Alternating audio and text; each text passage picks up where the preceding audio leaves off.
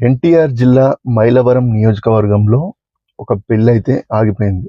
ఆ తల్లిదండ్రుల బాధ ఎంత ఉందో అర్థం చేసుకోండి. ఎందుకంటే చాలా మటుకు చెప్తూ ఉంటాం, పెళ్ళిళ్ళు లవ్ మ్యారేజ్‌లు చేసుకున్నారు, వాళ్ళెళ్ళిపోయారు, ఆ తల్లిదండ్రులు గుండెలు బాదుకుంటున్నారని చెప్పేసి చెప్తూ ఉంటారు. కానీ ఇక్కడ ఏం జరిగిందంటే, ఏకంగా సినిమా స్టైల్‌లో చూస్తుంటాం కదా! చాలా సినిమాల్లో కూడా ఆపండి అని చెప్పేసి చెప్తూ ఉండడం, హీరోలొచ్చి ఆపడం, లేదంటే అబ్బాయి వాళ్ళ తల్లిదండ్రులు ఆపండి అని చెప్పడం, ఇట్లాంటివి చాలా జరుగుతూ ఉంటాయి. సో, ఇక్కడ అదే స్టైల్‌లో ఆ పెళ్లి కూతురు వాళ్ళ తల్లిదండ్రులు కష్టపడి పోగు చేసినటువంటి డబ్బులు వాళ్ళ కూతురు బాగుండాలనే ఉద్దేశంతోటి ఒక అరేంజ్డ్ మ్యారేజ్ ను సెట్ చేసి అన్ని అంటే ఎంగేజ్మెంట్ ఇవన్నీ జరిగిన తర్వాత ఫంక్షన్ హాల్లో ఆ పెళ్లి జరుగుతున్నటువంటి సమయంలో అంటే జీలకర్ర బెల్లం కూడా పెట్టిన తర్వాత అక్కడికి ఆమె వధువుకు సంబంధించినటువంటి ప్రియుడు వచ్చాడు. పెళ్లి అంటే జీలకర్ర బెల్లం పెట్టిన తర్వాత ఆ స్టేజ్ దగ్గరికి వచ్చాడు. అతన్ని చూసిన వెంటనే పెళ్లి జరుగుతున్నటువంటి సమయంలో అన్ని వదిలేసి ఆ ప్రియుని పక్కన నిలబడింది. అందరూ షాక్ అయిపోయారు. వచ్చిన బంధువులు, ఫ్రెండ్స్ చూసి అవాక్కైపోయారు. ఏంటి, ఏం జరుగుతుంది అని చెప్పేసి. ఆ తల్లిదండ్రుల బాధ చూడండి. ఆమె అనుకుంది, నా ప్రియుడు వచ్చేసాడు నన్ను తీసుకెళ్లడానికి అని చెప్పేసి తను అనుకుంది. కానీ ఇక్కడ నిన్ను కనిపించినటువంటి ఆ తల్లిదండ్రుల బాధ ఎలా ఉంటుందో చూడండి. అదొకటి. ఆ పెళ్లి కుమారుడు, అతని బాధ ఎంత ఉంటుందండి. అన్ని సెట్ చేసుకొని చుట్టాలు, ఫ్రెండ్స్ అందరూ వచ్చి ఆ పెళ్లిలో కూర్చున్న సమయానికి ఇప్పుడు ఆ జీలకర్ర బెల్లం పెట్టిన సగం పెళ్లి అయిపోయిన తర్వాత ఇతను నాకొద్దు, ప్రియుడే ముద్దు అని చెప్పేసి ఆలోచన మీది సరైందో కాదో మరి నాకు తెలియదు. కానీ ఈ జనరేషన్ లో పిల్లలు ఎలా తయారైపోయారంటే, నాకు నచ్చింది నేను చేసుకుంటాను, నా తల్లిదండ్రులు ఎక్కడ పోతే నాకేంటి అని చెప్పేసి ఆలోచనలో. ఒక్కటి గుర్తుంచుకోండి, మిమ్మల్ని కని పెంచినటువంటి తల్లిదండ్రులు, మీకోసం ప్రాణాలు ఇవ్వడానికైనా సిద్ధంగా ఉండేటువంటి తల్లిదండ్రులు ఎప్పుడైనా మా కూతురు జీవితం చాలా బాగుండాలనే ఉద్దేశంతో వాళ్ళు అరేంజ్డ్ మ్యారేజ్ అటువైపు ఇటువైపు చూసుకున్న తర్వాతనే ఇచ్చేటువంటి సంస్కృతిలో భాగంగా వాళ్ళు చేశారు. ఈ రోజు నీ పెళ్లి చెడగొట్టాలి, లేకపోతే ఇంత పెద్ద అంగరంగ వైభవంగా చేయకూడదు, నా కూతురికి కట్నాలు ఇవ్వకూడదు అనుకున్నప్పుడు వాళ్ళు మిమ్మల్ని ఎప్పుడు వదిలేసేవారు. ఆ కని పెంచినటువంటి ప్రేమ ఎట్లా అంటే, మేం బాగా లేకపోయినా సరే నా కూతురు ఇంకో అయ్య చేతిలో పెడితే బాగుపడాలి, మంచిగా ఉండాలనే ఉద్దేశం ఉంటుంది. మీ తల్లిదండ్రులు మీ అట్లాంటి ఎంతో మందిని చూసొచ్చారు. ఒకవేళ మీది నిజమైన ప్రేమనే నిన్ను పెంచి పోషించగలిగేటువంటి వ్యక్తి అయినప్పుడు ఇంట్లో చెప్పేది ఉంది. ఇంత ఖర్చు, లక్షల రూపాయలు పోసి ఆ ఫంక్షన్ హాల్లో ఫుడ్ వగేరా వగేరా, ఎంగేజ్మెంట్లు, రింగులు, బట్టలు అన్ని మొత్తం కూడా బూడిద పాలు చేసిపోయాం. సరే, చేసాం.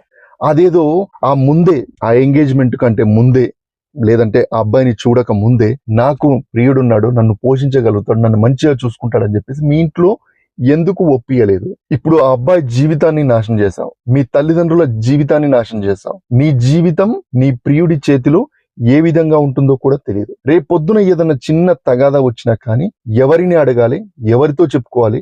అలాంటి వాళ్ళు చాలా మంది ఉన్నారు. నిజంగా ఒక్కటే ఆలోచించండి, చాలా మంది యువతి యువకులు కూడా మోసపోతున్నారు. రీసెంట్ గా తెలిసింది ఏంటంటే, ఒక యువకుడు ఆల్రెడీ ముగ్గురిని ప్రేమించి వాళ్ళను మోసం చేసి 4వ అమ్మాయిని ఏకంగా గర్భవతిని చేశాడు. ఆ ఇంట్లో ఆ అమ్మాయి వాళ్ళ తల్లిదండ్రులు ఆ అమ్మాయికి సంబంధం చూశారు.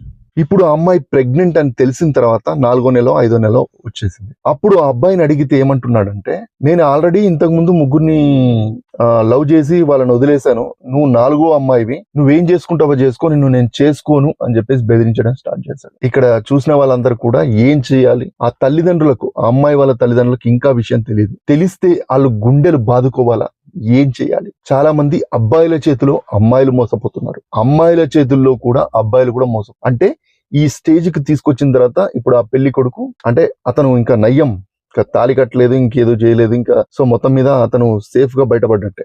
దానికి ఆ అబ్బాయి అంటే కొంతమంది చెప్తున్నారు సమాచారం ప్రకారం, ఈ పరువు పోయిందనే ఉద్దేశంతో 1 ఎకరం ల్యాండ్ రాయించుకున్నాడు. అంటే అతను కూడా ఖర్చు పెట్టుకుంటాడు కదా, మొత్తం పెళ్లికి అయ్యే ఖర్చు, ఆ ఖర్చుకు డబ్బులు తీసుకున్నాడంట. సో అంటే ఒకటి అర్థం చేసుకోండి, చాలా మంది అమ్మాయిలను అబ్బాయిలు ట్రాప్ చేసి మీకు తెలియకుండా మిమ్మల్ని ప్రేమిస్తున్నట్టుగా నటించి మీ దగ్గరికి లైంగికంగా దగ్గరికి వచ్చిన తర్వాత ఇంకో 10 మందిని మోసం చేస్తున్నాడు. అవన్నీ తెలిసిన తర్వాత మీరు ఇబ్బందుల్లోకి గురవుతున్నారు. పెద్దవాళ్ళు అంటే లవ్ మ్యారేజ్లు తప్పని నేను అన్నాను, కానీ మీరు లవ్ చేసేటప్పుడే ఆ అబ్బాయి ఎలాంటి క్యారెక్టర్, మిమ్మల్ని పోషించగలుగుతాడా, ఒకవేళ ఆ అబ్బాయి వదిలేసి పోషించుకోగలుగుతారా అని చెప్పేసి ఆలోచన చేసుకున్న తర్వాతనే పెళ్లి చేసుకోండి. ఆ అబ్బాయి వల్ల కుటుంబ సభ్యుల క్యారెక్టర్ ఏంటి, ఇవన్నీ తెలుసుకున్న తర్వాత చేసుకోండి. ఏదైనా సరే, ఏ కులమైనా సరే, ఏ మతమైనా సరే. మీరు తొందరపడి ఆకర్షణకు లోనై అతను మంచివాడు మంచివాడు మంచివాడు అని చెప్పుకుంటూ ఉంటారు. తీరా చూస్తే మిమ్మల్ని మోసం చేసిన తర్వాత ఇది జరుగుతుంది అని ఇంకా కొత్త వారికి ఎవరికైనా చెప్పినా కానీ ఎవ్వడం నమ్మరు. ఇలాగే చాలా మంది అబ్బాయిలు మోసం చేస్తున్నారు, చాలా మంది అమ్మాయిలు కూడా మోసం చేస్తున్నారు. అందుకే లవ్ మ్యారేజ్లు అంటేనే అసహ్యం వేసే పరిస్థితికి వచ్చింది. ఇప్పుడు ఈ రోజు అరేంజ్డ్ మ్యారేజ్లు కూడా ఈ స్థాయికి, అంటే అన్నిటికీ ఒప్పుకుంటారు, పెళ్లి పీటల వరకు వస్తారు, అన్ని చేసిన తర్వాత మధ్యలో వదిలేసిపోవడం, లేదంటే పెళ్ళైన 2వ రోజు వెళ్ళిపోవడం, పెళ్ళైన తర్వాత 3 నెలలు 4 నెలలు అయిన తర్వాత వెళ్ళిపోవడం, లేదంటే 2 సంవత్సరాలకు వెళ్ళిపోవడం, నువ్వంటే నాకు ఇష్టం లేదని. చట్టాల్లో ఉన్నటువంటి లొసుగుల్ని మీకు అనుకూలంగా మలుచుకొని చేస్తున్నటువంటి ఈ వికృతమైనటువంటి క్రీడకు మీకు కూడా పిల్లలు పుడతారు కదా. రేపొద్దున మీ పిల్లలు కూడా ఇలాగే చేస్తే ఎలా ఉంటుంది? ఎదుటివాడు మోసం చేస్తుంటాడు మీ పిల్లల్ని, అప్పుడు మీరేం చేస్తారు? లవ్ మ్యారేజ్ చేసుకున్న వాళ్ళ పిల్లల్ని కూడా మోసం చేసిన వాళ్ళు చాలా మంది ఉన్నారు. మీ జీవితాలని మీరు సరిదిద్దుకోగలుగుతాం అనుకుంటారు, కానీ ఎక్కడో దగ్గర బొక్క బోర్లా పడి మీ జీవితాలు ఆగమైన తర్వాత అప్పుడు వచ్చి ఏడిస్తే ఏమొస్తుంది? అప్పుడు తల్లిదండ్రులు నెత్తి నోరు కొట్టుకుంటారు. మిమ్మల్ని నిజంగా మీ తల్లిదండ్రులు మీ ప్రేమ పెళ్లిని కాదనుకున్నప్పుడు, మీరు నమ్మకం ఉంటే మీ ప్రియుడు మోసం చెయ్యలేదు, అతనికి నన్ను పోషించగలుగుతాడు, ఒక బాధ్యతమైనటువంటి ఉద్యోగం చేస్తున్నాడు అనుకున్నప్పుడు మీరు బ్రహ్మాండంగా, మీ ఇంట్లో వాళ్ళు ఒప్పుకోకపోతే పోలీస్ స్టేషన్ కానీ సబ్ రిజిస్టర్ ఆఫీస్ కానీ వెళ్ళి పెళ్లి చేసుకోండి. అంతేకాని ఇక్కడ మీ తల్లిదండ్రుల్ని అక్కడ అరేంజ్డ్ మ్యారేజ్ లో పెళ్లి చేసుకోబోయేవాడిని మోసం చేసి మీ తల్లిదండ్రుల డబ్బును మొత్తం సర్వనాశనం చేసి ఇప్పుడు నేను ప్రియునితో వెళ్తున్నానని చెప్పుకొని ఆ తరువాత మీ ప్రియుడు మోసం చేస్తే మళ్ళీ ఎక్కడికి వెళ్ళాలి? ఇవన్నీ ఆలోచించుకున్న తర్వాతనే చేసుకోండి. చాలా మంది దుర్మార్గులు గర్భవతులను చేసి వదిలేసిన సందర్భాలు ఉన్నాయి. మొన్నటికి మొన్న ఎగ్జామ్స్ రాస్తూ ఉంటే ఒక అమ్మాయి డెలివరీ అయింది. అంటే ఇవన్నీ సిచ్యువేషన్స్ చూస్తే తెలియని వయసులో తెలియకుండా చేసేటువంటి తప్పుల వల్ల అటు తల్లిదండ్రులు కూడా ఏం చేయాలో పాల్పోనటువంటి పరిస్థితికి తీసుకొస్తే అర్థం చేసుకోవాలి. ఇలాంటి సిచ్యువేషన్స్ చాలా వస్తుంటాయి. వాటన్నిటిని ఫేస్ చేయగలుగుతామని అన్ని డిసైడ్ అయిన తర్వాతనే మీరు ఏదైనా చేయండి. ఎన్టీఆర్ జిల్లాలోని మైలవరం నియోజకవర్గంలో జరిగినటువంటి ఈ పెళ్లిని చూస్తే ప్రతి తల్లిదండ్రులకు కూడా ఒక గుణపాఠం అయిందని చెప్పుకోవచ్చు. మీ పిల్లలు ఏం చేస్తున్నారు, వాళ్ళు ఎక్కడ తిరుగుతున్నారు, వాళ్ళు ఎలాంటి పరిస్థితుల్లో ఉన్నారు, వాళ్ళు హాస్టల్లో ఉన్నప్పుడు వాళ్ళు ఏం చేస్తున్నారు అని చెప్పేసి ఒక కంట కనిపెట్టండి. లేదంటే మీ పిల్లలకు పెళ్లిళ్ళు చేసే ముందు ఎవరినైనా లవ్ చేశారా ఇలాంటివి అడగండి. ఎందుకంటే ఏదో కప్పిపుచ్చుకొని తెలిసినా కానీ వాటిని వదిలేయి అని చెప్పేసి మళ్ళీ ఇంకో అబ్బాయిని తీసుకొని వచ్చి ఇలాంటి అరేంజ్డ్ మ్యారేజ్ లాగా తయారు చేసి అక్కడ అబ్బాయి పరువు తీసే విధంగా, మీ పరువు తీసుకునే విధంగా చేసేటువంటి పెళ్లిళ్ళు చేయకండి. 1కి 4 సార్లు అడగండి. మీరు మీ పిల్లల్ని కొట్టకండి, ఎందుకంటే సమాజం మారిపోయింది. ఈ రోజుల్లో పిల్లలు వాళ్ళకి ఇష్టం వచ్చినట్టుగా చేసుకుంటున్నారు. కానీ మీరు చెప్పే బాధ్యత ఏంటంటే, సరే అమ్మా, నువ్వు కావలసిన అబ్బాయి అతన్ని చేసుకుంటాననుకుంటున్నావు, సో అబ్బాయి మంచివాడా కాదా చూసి పెళ్లి చేసుకొని చెప్పండి. అప్పుడు ఆ అమ్మాయి అతని వెనకాల బ్యాక్గ్రౌండ్ చెక్ చేస్తుంది. మీరు ఒప్పుకోకపోవడంతో ఆమె బ్యాక్గ్రౌండ్ చెక్ చేయడం కాకుండా అతన్ని ఇంకా వదిలిపెట్టను అని చెప్పేసి ఆలోచనలో ఉంటారు. సో ఏ కులమైనా ఏ మతమైనా ఈ లవ్ మ్యారేజ్ కి సంబంధించింది మీరు వెనక ముందు ఆలోచించుకొని, తల్లిదండ్రులు ఒక స్టెప్ ఎప్పుడు ఆలోచిస్తూనే ఉంటారు. ఎంతమంది రోడ్ల మీద కొంతమంది దుర్మార్గులు వదిలేసి వెళ్ళిపోయినటువంటి సందర్భాలు ఎన్ని చూశారు. కానీ మనం మారం కదా. ఒక్కసారి ఎవరైతే ప్రేమలో పడి పెళ్లిళ్ళు చేసుకుంటారో మీ ఇంట్లో ధైర్యంగా చెప్పండి. ఒకవేళ వాడు మిమ్మల్ని మోసం చేసినా కానీ చెప్పండి. ఎందుకంటే మీ పరువు మీరు తీసుకోకండి.